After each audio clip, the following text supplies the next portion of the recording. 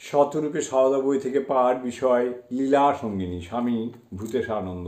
পরবর্তী অংশ। ঠাকুরের সব কথা মা নির্বিবাদে মেনে নিতেন, কিন্তু ঠাকুর এখানে যেন তার মাতৃত্বের এলাকার মধ্যে প্রবেশ করতে চেয়েছিলেন। তাই ঠাকুরের আদেশকে অগ্রাহ্য করতেও তিনি দ্বিধা করলেন না।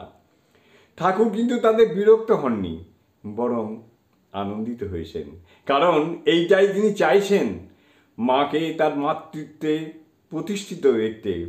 আর একটি ঘটনা, মা দক্ষিণেশ্বরে নহবতে থাকেন। ঠাকুর আছেন তার ঘরে, যেটি এখনও তার ঘর বলে পরিচিত। ঠাকুরের আহার্য তৈরি করে মা দুপুরে এবং রাত্রিতে ঠাকুরের কাছে নিবেদন করতেন। একদিন ঠাকুরের জন্য আহার্য নিয়ে যাচ্ছেন, এমন সময় এক ভক্ত মহিলা মাকে বলল, দিন মা, আমায় দিন। মা কোনো আপত্তি করলেন না, তাকে ঠাকুরের আহার্য দিলেন। সে ঠাকুরের কাছে থালাটি নামিয়ে রেখে চলে গেল। ঠাকুর খেতে বসলেন, মাও কাছে বসলেন। ঠাকুর কিন্তু চেষ্টা করেও সেই অন্ন স্পর্শ করতে পারলেন না।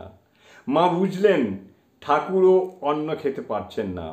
ঠাকুরকে অনুরোধ করলেন সেদিনকার মতো কোনো রকম খেয়ে নিতে। ঠাকুর কিন্তু তখনও সেই অন্ন ছুঁতে পারলেন না। মায়ের মিনতির উত্তরে অবশেষে বললেন, আর কোনো দিন কারো হাত থেকে হাত দিয়ে খাবার পাঠাবে না। জয় মা।